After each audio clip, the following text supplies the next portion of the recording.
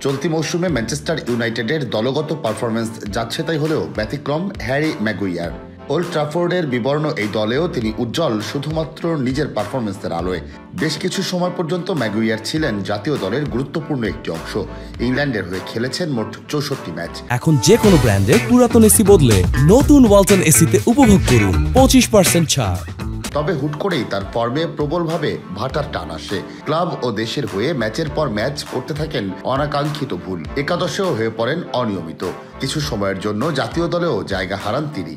তবে গত বছর ইউরোর স্কোয়াডে তাকে রাখেন সাবেক ইংল্যান্ড কোচ গ্যারেথ সাউথগেট।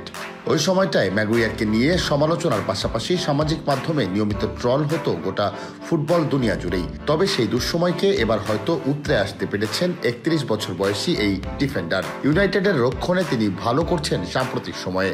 সাম্প্রতিক এই ধারাবাহিকতার কারণে তাকে ইংল্যান্ড জাতীয় দলে ফেরানো উচিত বলে মনে করেন ইউনাইটেডের কোচ রুবেন আমোরিম। জাতীয় দলের কোচের জন্য এটুকু যদি যথেষ্ট হয় আমি খুবই খুশি হব তার জন্য। আমার মতে এটা তার প্রাপ্য।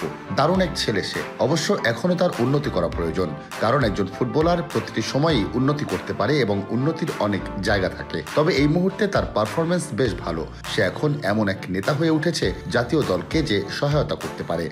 আশা করি জাতীয় দলের পরের ম্যাচগুলিতে সে থাকবে। চলতি মাসের 22 ও 25 তারিখে বিশ্বকাপ বাছাইয়ের ম্যাচে আলবেনিয়া ও লাটভিয়ার বিপক্ষে মাঠে নামবে ইংল্যান্ড। এই দুই ম্যাচকে সামনে রেখে দায়িত্ব নেওয়ার পর প্রথমবারের মতো দল ঘোষণা করবেন নতুন কোচ টমাস টুখেল।